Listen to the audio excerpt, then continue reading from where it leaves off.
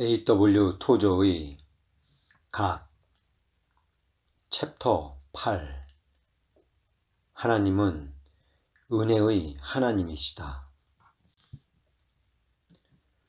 그러나 노아는 여호와께 은혜를 입었더라. 창세기 6장 8절.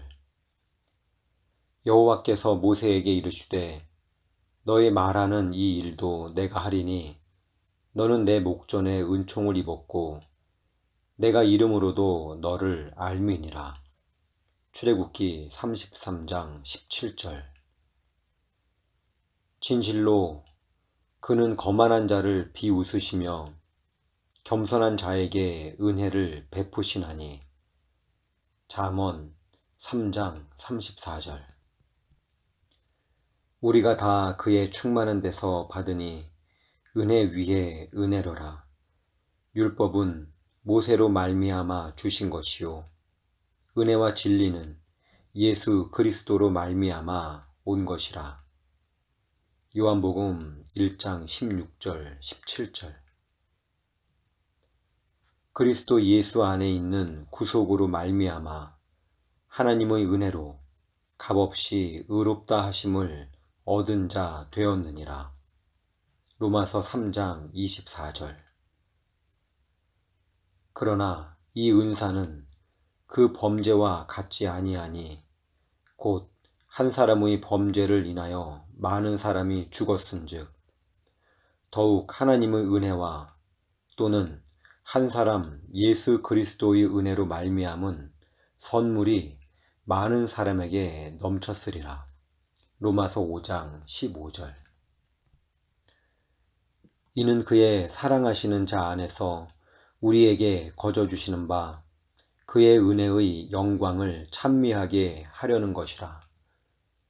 우리가 그리스도 안에서 그의 은혜의 풍성함을 따라 그의 피로 말미암아 구속 곧 죄사함을 받았으니. 에베소서 1장 6, 7절.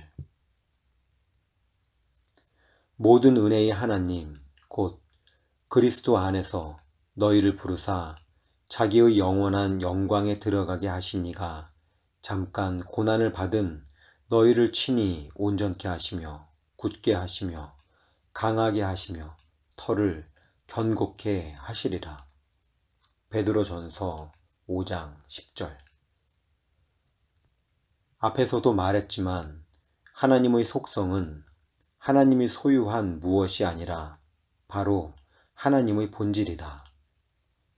그러므로 은혜도 하나님의 본질이다. 은혜라는 말의 뜻은 자비라는 말과 가깝지만 완전히 똑같은 것은 아니다. 자비가 하나님의 선하심에서 흘러나오듯 은혜도 하나님의 선하심에서 흘러나온다. 은혜는 하나님의 선하심에서 흘러나온다. 하나님의 선하심이 인간의 죄를 상대하는 것을 자비라고 한다면 하나님의 선하심이 인간의 결점을 상대하는 것이 은혜이다. 공의가 도덕적 상황에 개입하면 공의는 죽음을 선고한다. 왜냐하면 하나님께서 정죄하시지 않을 수 없기 때문이다. 인간에게는 죄가 있고 공의는 심판해야 하므로 하나님은 인간에 맞설 수밖에 없다. 그럼에도 하나님의 선하심은 인간에게 복을 주기를 원하신다. 심지어 이 복을 받을 자격이 없을 뿐만 아니라 결점을 가지고 있는 사람들에게도 베풀기를 원하신다. 이 복이 바로 은혜이다. 은혜는 하나님의 선한 기쁨이며 하나님의 본질이다. 이미 거듭 말했듯이 교회가 안고 있는 큰 문제들 중 하나는 하나님이 어떤 분이신지 제대로 알지 못한다는 것이다. 만일 교회가 지금이라도 하나님을 제대로 안다면 수많은 설교자들이 전국을 누비며 하나님이 어떤 분이신지를 설교할 것이다. 또한 목회자들과 교사들이 하나님의 본질에 대해 다시 얘기하기 시작할 것이다. 그리고 우리의 신앙이 반석 위에 올려져 큰 힘을 발휘할 것이다. 마땅히 호의를 받을 수 없는 사람에게 하나님께서 호의를 베푸시는 것이 은혜이다. 이는 히브리어 정의와 헬라어 정의에 아주 충실한 것이다. 말이 나온 김에 계속 하자면 은혜와 호의는 영어 성경에서 종종 같은 의미로 사용되기도 한다. 구약에서는 신약보다 자비에 대해 4배나 많이 언급한다. 그런데 놀랍고 감사하게도 신약에서는 구약보다 은혜에 대해 3배 이상 많이 언급한다. 율법은 모세로 말미암아 주신 것이요 은혜와 진리는 예수 그리스도로 말미암아 온 것이라. 요한복음 1장 17절. 은혜는 그리스도를 통해 주어진다. 그런데 잘못하면 우리는 이 말을 오해할 수 있다. 다시 말해서 모세는 오직 율법만을 알았고 그리스도는 오직 은혜만을 아신다고 생각할 수 있다. 이런 잘못된 생각이 많이 퍼져 있지만 과거 믿음의 조상들은 이런 오해를 하지 않았다. 존 버년, 존 오웬, 헨리 스쿠걸, 그리고 청교도들 중 어느 누구도 그렇게 생각하지 않았다. 심지어 칼빈도 그렇게 생각하지 않았다. 위대한 부흥사들, 교부들, 그리고 종교 개혁가들도 그런 오해를 하지 않았다. 율법이 모세를 통해 주어졌기 때문에 모세는 은혜를 몰랐으리라고 생각하는 것은 요한복음 1장 17절을 잘못 해석하는 것이다. 창세기 6장 8절은 노아는 여호와께 은혜를 입었더라 라고 말하는데 이는 율법이 주어지기 전의 일이다. 율법이 주어진 후에 모세가 40주야를 산에 있고 하나님께서 불과 폭풍으로부터 내려와 돌판에 손가락으로 십계명을 새기신 후에 너는 내 목전에 은총을 입었고 내가 이름으로도 너를 알미니라. 출애굽기 33장 17절 라고 말씀하셨다. 하나님은 모세를 율법에 근거하여 상대하지 않으셨다. 하나님은 은혜에 근거하여 모세를 상대하셨다. 모세도 이를 알았기 때문에 내가 참으로 주의 목전에 은총을 입었사오면 원컨대 주의 길을 내게 보이사 내게 주를 알리시고 나로 주의 목전에 은총을 입게 하시며 출애굽기 33장 13절 라고 말했다. 하나님께서 구약에서는 율법에 의해서만 사람들을 상대하시고 신약에서는 은혜에 의해서만 그들을 상대하셨다는 주장은 하나님의 불변성에도 맞지 않는다. 불변성이 하나님의 속성이라면 그분은 언제나 그 속성에 맞게 행동하셔야 한다. 은혜는 밀물처럼 왔다가 썰물처럼 빠져나가는 것이 아니다. 변덕스러운 날씨처럼 수시로 변하는 것이 아니다. 하나님은 언제나 자신의 본질에 따라 행동하신다. 노아 홍수 이전이나 이후, 율법이 주어지기 이전이나 이후에도 하나님은 동일하시다. 은혜는 그분의 속성이다. 다시 말해서 그분의 본질이다. 그것은 그분에게서 제거될 수 없다. 그 때문에 그분은 언제나 하나님이시다. 그분의 마음 안에는 언제나 은혜가 있었다. 과거보다 지금 하나님의 은혜가 더 늘어난 것도 아니고 앞으로 미래에 하나님의 은혜가 지금보다 더 증가하는 것도 아니다. 은혜는 구원의 유일한 수단이다.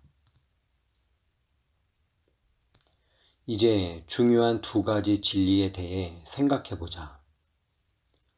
첫째 진리는 누구도 은혜 없이는 구원받을 수 없다는 것이다. 과거에도, 현재에도, 미래에도 없다. 모세 이전에 은혜 없이 구원받은 사람은 없다. 모세 시대에 은혜를 떠나서 구원받은 사람은 없다. 모세 이후, 십자가 사건 전에, 십자가 사건 후에, 어느 세대에나 어디에서나 어느 때나, 다시 말해서 아벨이 연기나는 제단에서 하나님께 양의 첫 새끼를 드린 이후 이제까지 은혜를 통하지 않고 구원받은 사람은 하나도 없다. 둘째 진리는 은혜는 언제나 예수 그리스도를 통해서 온다는 것이다. 율법은 모세를 통해 주어졌지만 은혜는 예수 그리스도를 통해서 왔다.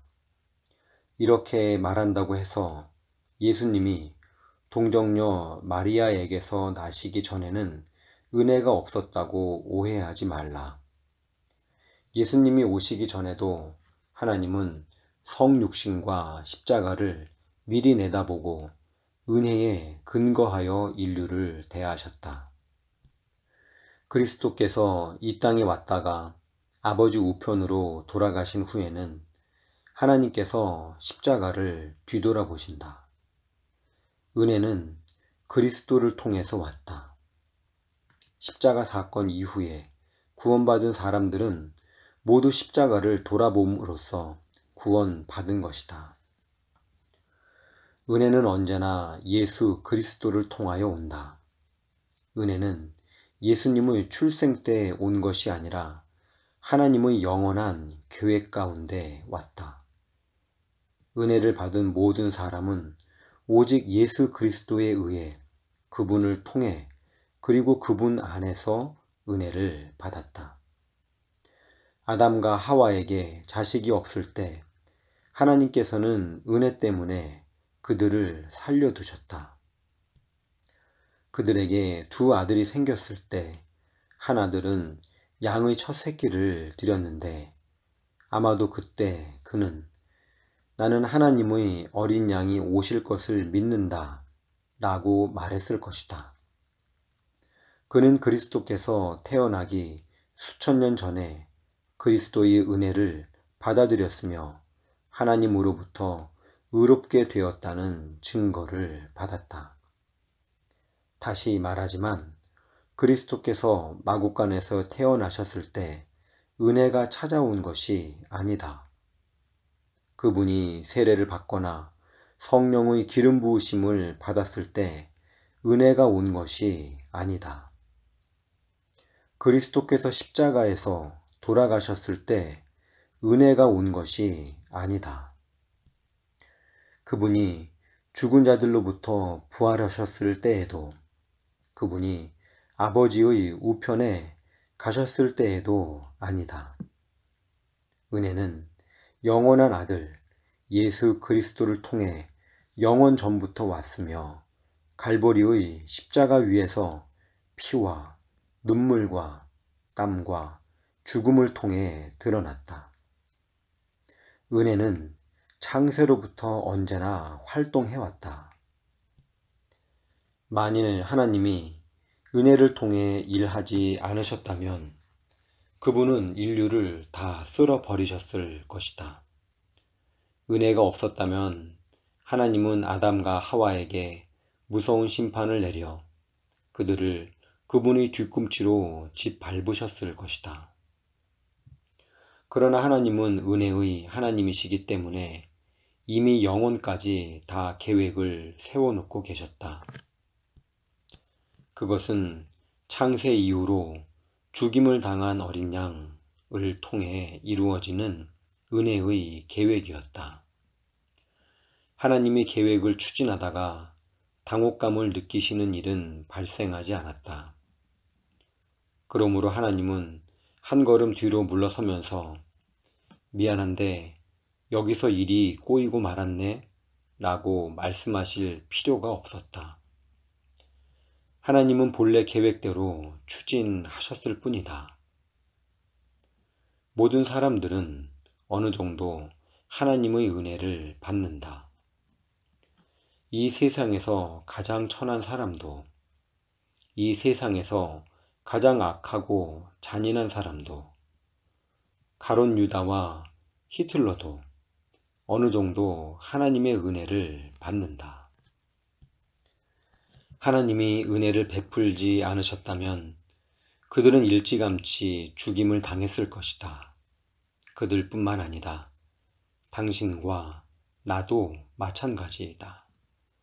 아니, 이 세상 모든 사람들이 다 똑같다. 사실 우리는 모두 똑같은 죄인일 뿐이다.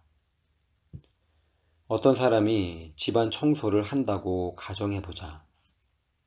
그가 치우는 쓰레기 중 일부는 검고 일부는 회색이고 일부는 밝은 색이지만 모두 쓰레기라는 사실은 동일하다. 쓰레기는 빗자루에 쓸려나갈 뿐이다. 하나님이 인류를 내려다 보실 때 그분 눈에는 여러 부류의 사람들이 보일 것이다. 어떤 사람들은 도덕적으로 밝은 색이고 어떤 사람들은 도덕적으로 어두운 색이고 또 어떤 사람들은 도덕적으로 얼룩덜룩 할 것이다. 하지만 온 인류가 모두 더러운 것은 사실이다. 그들은 모두 하나님이 내미시는 공의의 빗자루에 쓸려나갈 뿐이다. 다시 말하지만 하나님의 은혜는 모든 사람들에게 미친다. 그러나 하나님께서 베푸시는 구원의 은혜는 그렇지 않다. 그분의 은혜가 예수 그리스도를 믿는 믿음을 통하여 작용할 때 중생이 일어난다. 그리고 하나님의 은혜는 그분이 인자를 베풀어 모든 사람에게 회개할 기회를 주실 때까지는 심판을 억제한다. 은혜는 하나님의 본질이다. 은혜는 하나님의 선하심이요 그분의 마음에서 나오는 인자하심이요 호의요 진정한 선의이다. 은혜는 하나님의 본질이다. 언제나 그분은 은혜의 하나님이시다. 당신은 하나님에게서 엄하고 무정한 부분을 절대 찾을 수 없을 것이다. 당신이 하나님을 언제 보더라도 그분은 언제나 모든 민족을 향해 영원히 은혜로운 분이시다. 하나님에게서 비열함, 분개, 원한, 그리고 악의 같은 것들은 절대 볼 수 없다. 그분은 어떤 존재를 향해서도 악의를 품지 않으신다. 그분은 친절, 성심성의, 호의, 그리고 선의의 하나님이시다. 그러나 이 모든 것들은 하나님의 공의와 심판과 완전한 조화를 이루며 활동한다. 나는 지옥의 존재와 심판을 믿는다. 회개하지 않아서 하나님께 버림받는 사람들이 있지만 그래도 은혜가 있을 것이다. 하나님은 여전히 자신의 우주 전체를 향해 은혜의 마음을 품으실 것이다. 그분은 하나님이시기 때문에 달리 다른 것을 하실 수 없다. 은혜는 무한하다. 하지만 나는 당신이 무한을 이해하기 위해 얼굴을 찡그리며 고민하는 것을 원하지 않는다. 과거에 서너 번 나는 무한을 주제로 설교하는 만용을 부린 적이 있었는데 그럭저럭 설교가 잘 되었다고 믿는다. 어쩌면 나 혼자만 잘 되었다고 생각하는 것인지도 모르겠다. 아무튼 무한을 이해하려고 할 때 하나님을 기준으로 하지 말고 우리 자신을 기준으로 하자. 하나님께서는 자신 안의 어떤 것을 측정할 때 그분 안에 있는 어떤 다른 것을 기준으로 측정하지 않으신다. 하나님께서는 자신의 공의를 기준 삼아 자신의 은혜를 측정하지 않으신다. 하나님께서는 자신의 사랑에 비추어 자신의 자비를 측정하지 않으신다. 하나님은 완전히 하나이시다. 하지만 하나님은 우리의 죄에 비추어 자신의 은혜를 측정하신다.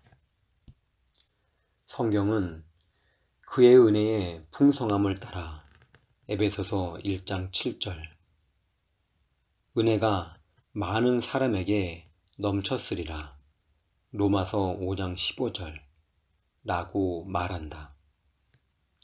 그리고 성경은 다시 죄가 더한 곳에 은혜가 더욱 넘쳤나니 로마서 5장 20절 라고 말한다. 하나님은 더욱 넘친다 라고 말씀하시지만 그분께는 정도의 차이가 없다.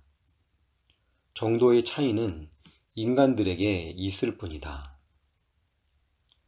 가장 좋지 않은 일들 중 하나는 사람들에게 IQ 테스트를 실시하는 것이다. 군대에서 IQ 검사를 받은 적이 있는데 나의 IQ는 매우 높았다. 그 후 지금까지 살아오면서 나의 지능지수를 잊고 하나님 앞에서 겸손해지려고 노력했다. 당시 내 IQ는 군대에서 상위 4% 안에 들었는데 아마도 당신은 이것이 무엇을 뜻하는지 잘 알 것이다.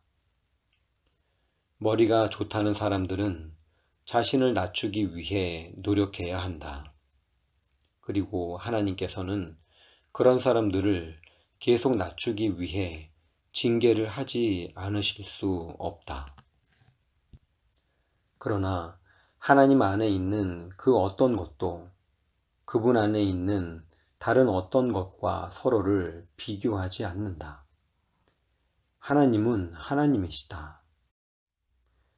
은혜가 더욱 넘친다 라는 성경 말씀은 은혜가 하나님 안에 있는 어떤 다른 것보다 더욱 넘친다 라는 뜻이 아니라 은혜가 우리 안에 있는 어떤 것보다도 더욱 넘친다 라는 뜻이다. 어떤 사람이 아무리 많은 죄를 범했다 할지라도 말 그대로 그리고 진실로 은혜가 그 사람에게 넘친다. 존 버녀는 그의 삶에 대한 이야기를 쓰고 책의 제목을 죄인 괴수에게 넘치는 은혜라고 붙였다. 버녀는 자기가 하나님의 은혜를 받을 자격이 가장 적은 사람이라고 진심으로 믿었다. 그러나 은혜가 넘쳤다. 하나님께 인정받을 수 없는 우리, 죄 때문에 그분의 영원한 진노와 추방의 판결을 받아 마땅한 우리, 이런 우리에게 은혜는 이해를 초월할 정도로 무궁무진한 그분의 친절함과 선하심을 의미한다.